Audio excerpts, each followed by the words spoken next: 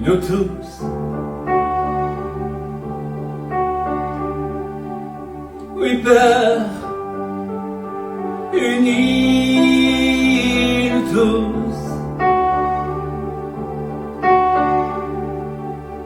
que le monde croit à ton amour, Père, unis nous tous.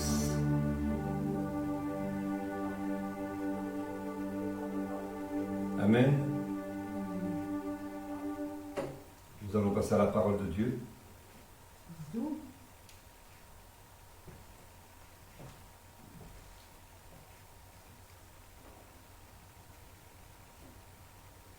Demandons au Seigneur d'abord de nous éclairer, qu'il nous parle ce matin au travers du message, qu'il nous invite à partager à sa table le pain, qu'il nous invite à partager à sa table la parole de Dieu. Oui, Seigneur, ouvre notre cœur, ouvre notre esprit. Seigneur, et s'il y a une parole pour moi aujourd'hui, Seigneur, eh bien, Seigneur, touche-moi, Seigneur, ce matin, Seigneur. Touche-nous, Seigneur, ce matin, Seigneur. Gloire à Dieu. Viens nous visiter, Seigneur Jésus. Amen. Alors tout d'abord, Shabbat Shalom à tous ceux qui observent le Shabbat comme du temps encore de l'Église primitive. Que Dieu vous bénisse. Donc à tous ceux qui viennent nous rejoindre, bienvenue à tous. Nous allons partager la parole du Seigneur dans l'évangile de Matthieu, le chapitre 16. L'évangile de Matthieu, le chapitre 16.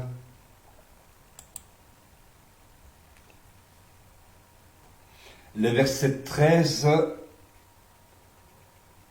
à 17. Pour commencer, on lira le verset 18 un peu plus tard.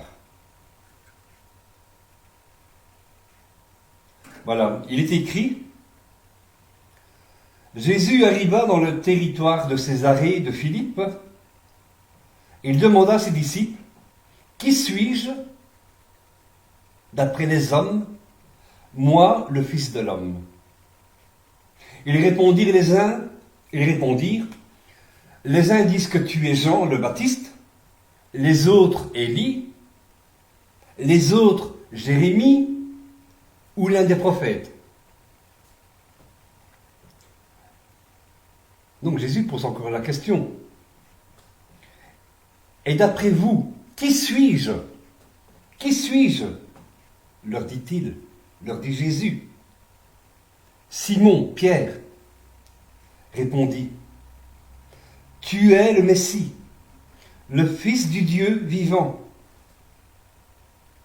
Jésus reprit la parole et lui dit: Tu es heureux, Simon, fils de Jonas, car ce n'est pas une pensée humaine qui t'a révélé cela,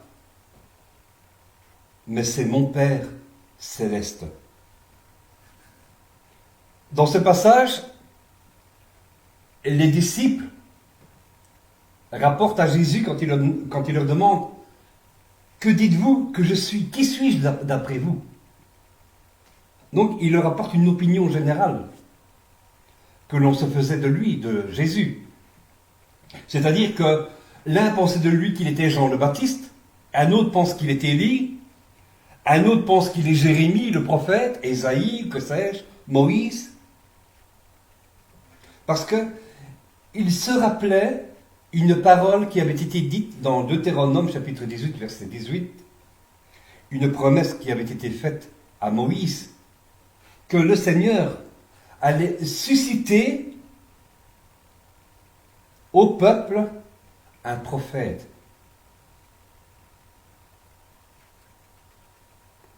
Donc, l'un pense qu'il est Jean-Baptiste, l'autre Élie, d'autres encore Jérémie ou un autre prophète, mais seul Pierre affirme qu'il est Dieu et qu'il est le Messie attendu.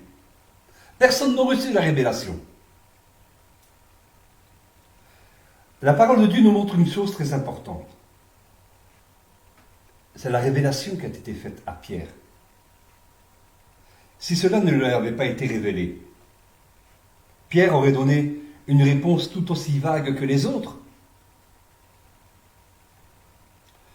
Jésus peut nous reprendre parfois, parce que bien souvent, nous pouvons avancer qu'avec nos pensées humaines, sans chercher, ni voir au-delà de ce que le Seigneur veut vraiment nous faire comprendre. Et la question est, comprenez-vous vraiment qui est Jésus? Qui il est? Qui il est pour toi? Qui il est pour moi? Qui est Jésus pour vous? Votre oui, si tu dis oui, je comprends, votre oui doit dépasser nos pensées humaines, nos pensées charnelles. Et pourquoi oui? Pourquoi oui? Si Jésus te pose la question aujourd'hui, à toi, que dis-tu que je suis? Qui suis-je pour toi? Jésus veut nous faire aller plus loin dans la connaissance de qui il est vraiment. Il veut nous faire aller plus loin quand nous limitons nos pensées sur cette question. Il ne désire pas une réponse parce que nous l'avons lu ou parce que nous l'avons entendu. Le Seigneur veut vous dire, cherche plus loin, car je suis bien plus que ce que tu penses. Amen. Cherche plus loin parce que je suis bien plus que ce que tu penses, que ce que ta pensée pense. Cherche plus loin. Il y a une parole dans le livre des Proverbes, le chapitre 8, verset 17. C'est une promesse qui t'a été faite. Que le Seigneur aime ceux qui le cherchent. Et il dit, et ceux qui me cherchent me trouvent. Chercher le Seigneur, c'est comme chercher un mystère qui dépasse bien souvent notre pensée, nos limites. Quand on le trouve, c'est un vrai trésor que nous découvrons. Et alors je m'empresse de dire, oui, je sais vraiment qui tu es. Jésus, oui, je sais vraiment qui tu es. Je sais vraiment qui tu es. Je l'ai cherché dans les livres. Je t'ai cherché dans les livres. J'ai entendu parler de toi. Durant des années, même, j'allais à l'église. Je t'ai cherché. Mais qui tu étais vraiment, je ne le savais pas. Parce que je ne te cherchais pas de tout mon cœur. Je ne cherchais pas au bon endroit, certainement. Vous savez, vous ne trouverez jamais Dieu dans une église. Désolé pour casser un peu l'ambiance de ceux qui le croient. Vous ne trouverez jamais Dieu dans une église ou un temple construit par la main des hommes. Jamais. On l'a déjà vu, il y a des mercenaires qui viennent devant une église, ils sont prêts à détruire l'église, et vous avez le prêtre qui est là, qui est à genoux, qui est en train d'implorer le pardon, qui est en train de supplier les mercenaires de ne pas détruire l'église. Non, ne détruisez pas l'église parce que c'est la maison de Dieu. C'est la maison de Dieu. Le prêtre est là en train de le supplier. Mais finalement, les mercenaires détruisent quand même l'église, ils incendient l'église et peut-être même qu'ils tuent les gens qui sont à l'intérieur en train de se réfugier, pensant qu'ils sont sous la protection de Dieu. Ils la détruisent quand même. Si Dieu habitait vraiment dans ce bâtiment, aucun homme avec des armes à la main ne pourrait y rentrer. Tuer, massacrer, détruire. Si Dieu habiterait vraiment dans un bâtiment fait de la main de l'homme, personne ne pourrait détruire ce bâtiment. Vous savez, Dieu ne se trouve pas dans un bâtiment. Et c'est là, comment savoir qui est Dieu? Où se trouve Dieu? Il y a une parole qui dit que, vous savez, le Seigneur frappe à la porte de notre cœur. Celui qui ouvre, le Seigneur Jésus, le Père, entre et il vient souper avec nous. Voilà où il se trouve. C'est là que vous pouvez chercher la réponse. La réponse, donc, ne peut être qu'en vous. C'est là que peut habiter le Seigneur. La parole de Dieu dit que nous sommes le temple du Saint-Esprit. Et la réponse à votre question, quand vous vous mettez à chercher à savoir qui est vraiment Jésus, eh bien la réponse est en esprit. Beaucoup de croyants vont à l'église. Ils y sont depuis des années. Certains sont pasteurs. D'autres ont un poste de diacre ou de chantre. Ils dirigent la louange. D'autres sont engagés dans des actions de bienfaisance humanitaire. Mais oui, cela arrive. Ils ne connaissent pas vraiment qui est le Seigneur Jésus.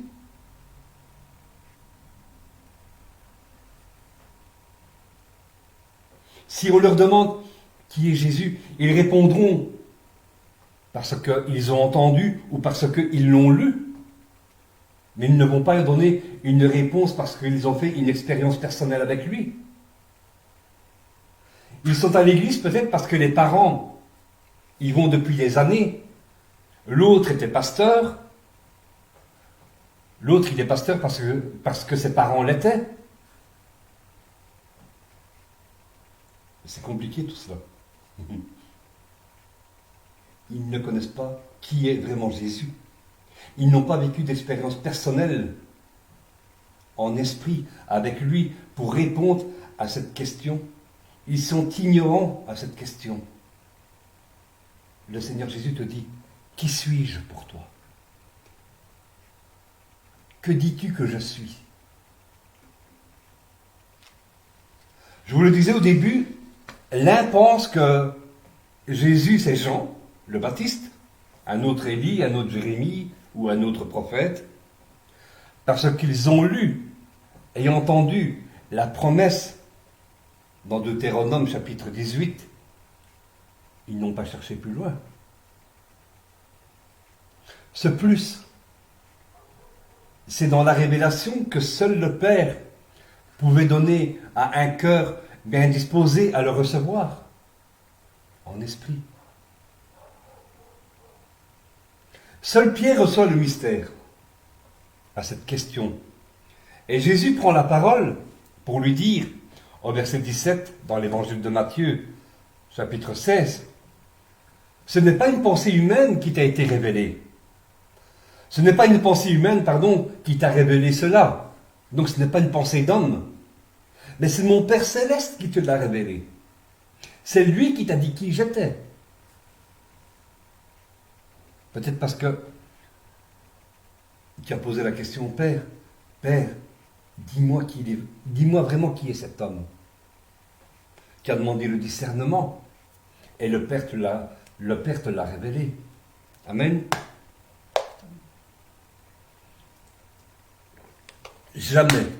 Jamais, au grand jamais, vous ne découvrirez la profondeur, ni la hauteur dans les livres, et ni des paroles d'hommes pour vous convaincre de la vraie nature de Dieu.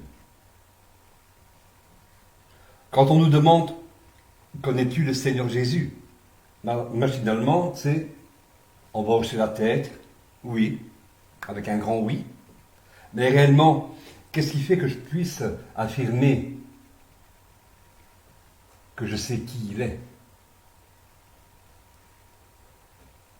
Nous revenons souvent sur ces paroles de Jésus à la Samaritaine, dans l'évangile de Jean, le chapitre 4 et le verset 21 à 24. Alors Jésus parle à la Samaritaine. Il lui dit, « Femme, lui dit Jésus, crois-moi, l'heure vient où ce ne sera ni sur cette montagne, ni à Jérusalem que vous adorerez le Père. Vous adorez ce que vous ne connaissez pas. » Écoutez bien. Vous adorez ce que vous ne connaissez pas. Nous adorons ce que nous connaissons, car le salut vient des Juifs. Mais l'heure vient, et elle est déjà là, où les vrais adorateurs adoreront le Père en esprit et en vérité. En effet, ce sont là les adorateurs que recherche le Père. Dieu est esprit, et il faut que ceux qui l'adorent en esprit et en vérité. Jésus dit, vous adorez ce que vous ne connaissez pas. Quand on vous pose la question, qui est Jésus? Vous adorez ce que vous ne connaissez pas. Oui, nous sommes là, hélas, avouons-le, ignorants de ce que nous adorons. Parce que nous n'avons pas mesuré la profondeur, ni la hauteur de la vraie nature du vrai Dieu. Nous sommes loin de la révélation, parce que nous fonctionnons avec des pensées d'hommes, la pensée humaine, et non avec la pensée de l'Esprit, le Saint-Esprit promis par le Seigneur, qui doit nous enseigner toutes choses. La pensée humaine reste limitée. On poursuit dans le chapitre, donc dans l'évangile de Matthieu, chapitre 16, les versets 18 et 19. Dans Matthieu, l'évangile de Matthieu. Donc il est écrit, « Et moi je te dis que tu es Pierre et que sur ce rocher je construirai mon église, et les portes du séjour des morts ne l'emporteront pas sur elle. Je te donnerai les clés du royaume des cieux, ce que tu lieras sur la terre aura été lié au ciel, et ce que tu délieras sur la terre aura été lié au ciel. » Mes amis, frères, pasteurs, une église qui ne marche pas dans la révélation céleste et qui ne marche qu'avec la vue et des pensées d'hommes, elle perd sa puissance. Elle perd, donc, et encore plus, au-delà de sa puissance, elle perd de son autorité. Qui est Jésus pour vous? Qui est le Messie? Lui ou vous? C'est-à-dire, vous, quand vous vous faites servir comme des dieux, vous, quand vous acceptez le compromis, la débauche dans les bâtiments que vous appelez temple ou maison du Seigneur, qui est Jésus pour vous? Qui est le Messie pour toi? Qui est Jésus pour toi, l'Église? Je crois que si on le savait pleinement, on vivrait beaucoup plus dans la crainte. La crainte, ce n'est pas la peur. La crainte va au-delà de l'obéissance. Nous faisons tout pour plaire à notre Seigneur. Nous nous présentons comme des parfums de bonne odeur qui montent vers lui, parce que nous savons que nous sommes aimés de lui. Si le Seigneur Jésus te pose la question, là maintenant, qui suis-je pour toi? Angela, que dis-tu que je suis? Honnêtement, j'ai adoré, j'ai chanté au Seigneur Jésus pendant des années, mais vraiment je ne le connaissais pas. Je ne connaissais pas la profondeur ni la hauteur de qui il était vraiment. Bien que parfois dans des réunions j'ai senti quelques frissons, dans des cultes magnifiques, mais ces frissons n'étaient peut-être que de l'émotion, parce que j'étais ému plus, et ça c'est vrai, j'étais ému souvent plus par le chant que la parole prêchée par le prédicateur. Quand on sent un frisson, on dit souvent « Ah, aujourd'hui, waouh, j'ai senti la présence de Dieu, waouh, Dieu était là. Et pourquoi? Les autres fois, il n'était pas là. Les autres fois, le Seigneur était moins présent. Si tu penses comme ça, c'est que la présence de Dieu n'est pas en toi, tu ne sais pas qui il est. Vous ne savez pas qui il est, si vous parlez comme ça. Ah, aujourd'hui, j'ai vraiment senti la présence de Dieu, elle était là. Dès que vous ouvrez la bouche, la présence de Dieu est là, elle est en vous. Elle est en moi. Amen. Bien que j'aille à l'église depuis 21 ans, alors que nous étions en 2013, cette année-là, 21 ans après, c'est en 2013 que j'ai eu la pleine révélation de qui est vraiment Jésus. Vous savez, autrefois, et je le dis souvent, je disais, je sais que Jésus m'aime, Jésus m'aime. Mais en le disant, on essaye de s'en convaincre que c'est vrai, alors qu'on ressent à peine, ou pas du tout, la profondeur, ni la hauteur des mots que nous disons. Oui, je le sais, Jésus, je le sais, Jésus, que tu m'aimes. Parce que je n'avais pas reçu la pleine révélation de qui était vraiment le Seigneur Jésus. Qui il était pour moi. Que dis-tu que je suis, dit le Seigneur. Quand tu sais qui est le Père, en esprit, tu sais que tu es aimé de lui. Tu voudrais donner une description à l'amour que tu reçois de lui, mais c'est impossible. Impossible de le décrire. Mais ceux qui t'écoutent et qui te voient, dans ton regard, ils vont voir tes yeux briller, ils vont peut-être voir des larmes, et ils comprennent. Ils comprennent que toi, tu as compris qui était Jésus. Et pour nous, pour moi, il est impossible que l'on sache transmettre cette révélation. Parce que je ne peux pas faire à votre place, la part que vous avez à faire pour comprendre et savoir qui est vraiment Jésus. Vous l'entendez de ma bouche, vous l'avez peut-être lu, mais vous devez faire, même si vous allez à l'église, parce que même à l'église, il y en a qui lèvent les mains, donc on les voit adorer Jésus, mais ils ne sont pas vraiment convertis, parce qu'ils n'ont pas vraiment fait d'expérience avec lui, d'expérience personnelle avec lui. On a chacun sa part à faire. Amen. Amen, oui. Inviter le Seigneur dans notre cœur. Inviter le Seigneur dans le temple que nous sommes. C'est là que le Seigneur veut habiter. Et s'il est en nous, s'il est en toi, tu vas comprendre et tu sauras répondre à cette question. Quand le Jésus va te dire, ma fille, mon fils, nomme ton prénom. Jésus te dit, que dis-tu que je suis? Que dis-tu que je suis? Qui suis-je pour toi? Ne suis-je qu'un simple prophète? Ou bien plus que cela?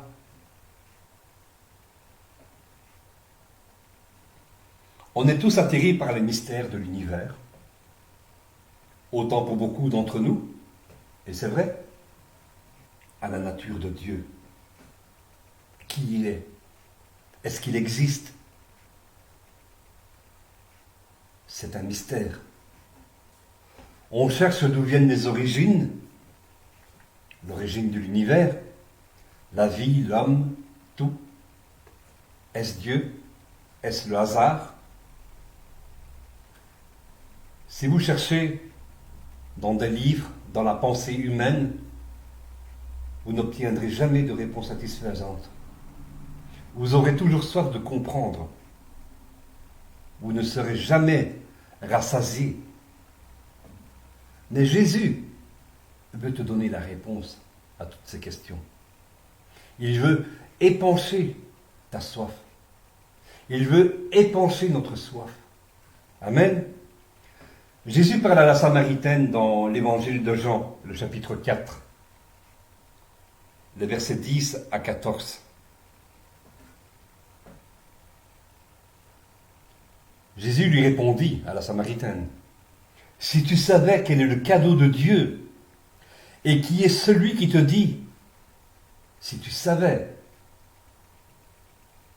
qui est celui qui te dit, donne-moi à boire, tu lui aurais toi-même donné à boire et il t'aurait donné de l'eau vive.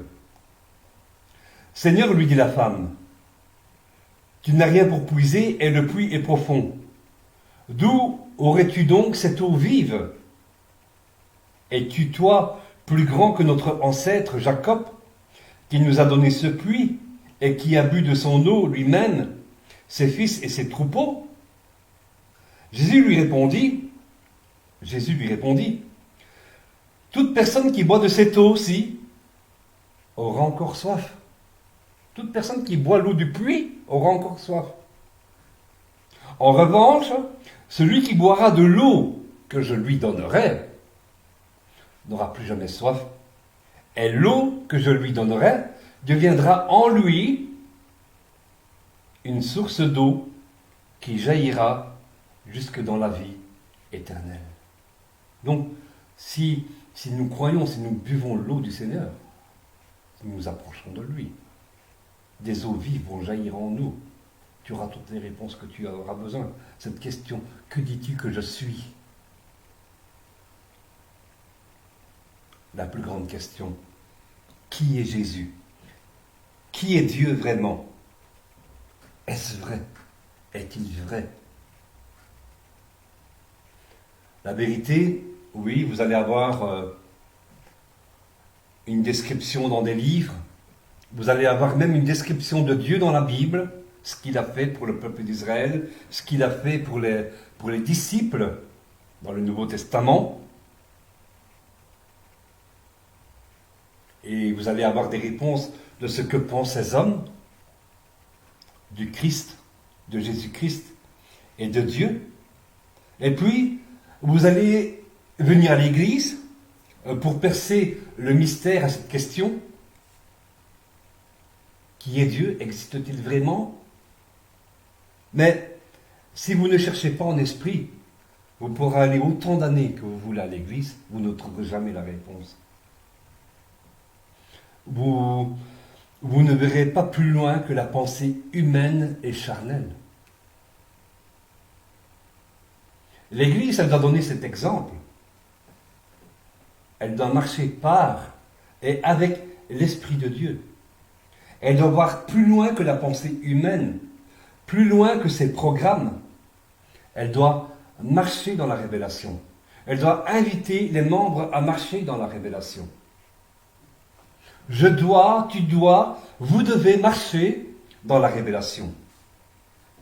Nous devons encourager à ce que chacun cherche le Seigneur de tout son cœur. Tiens, c'est un peu comme nous fonctionnons en disant, tiens, je vais te donner un verset, ou prends un verset et tu vas me partager un petit condensé sur 5 minutes et tu vas chercher dans la parole de Dieu. Nous devons chercher nous-mêmes. C'est pas moi qui peux chercher à ta place, ni un autre. Tu dois chercher. Qui est vraiment Dieu? Tu dois creuser, tu dois prendre ta pelle, ta pioche.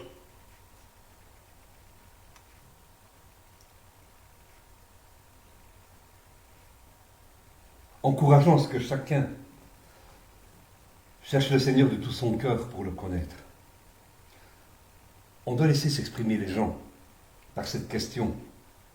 Si le Seigneur te demande aujourd'hui, Jésus te pose la question, que dis-tu que je suis? Eh bien maintenant, cherche en esprit et en vérité le Seigneur, et il te répondra à cette question. Et vous savez, la foi est une clé à votre réponse. Il est écrit que sans la foi, il est impossible d'être agréable à Dieu. Et encore moins de croire qu'il existe. C'est la clé, la foi.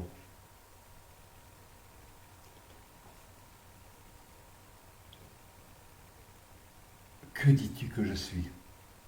Toi, pasteur, s'il y a des pasteurs qui m'écoutent, faites faire ce travail-là à vos membres dans l'Assemblée, qu'ils cherchent et qu'ils s'expriment là-dessus, sur cette question.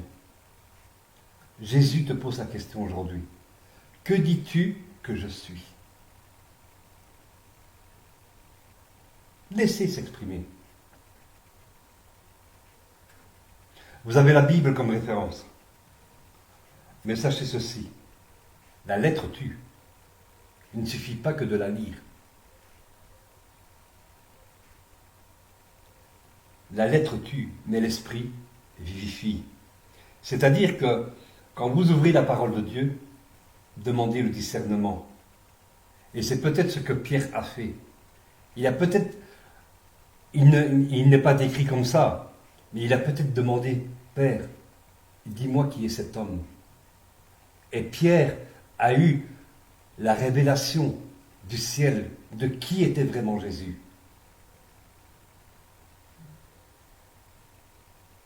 Tu es le Fils de Dieu. Tu es Dieu. Tu es le Messie tant attendu. Donc, priez avant d'ouvrir la parole de Dieu, afin que sa parole prenne vie en vous. Le Saint-Esprit nous éclaire et nous enseigne. Je vous laisse avec ce psaume dans le chapitre 14. Le psaume, chapitre 14, le verset 2.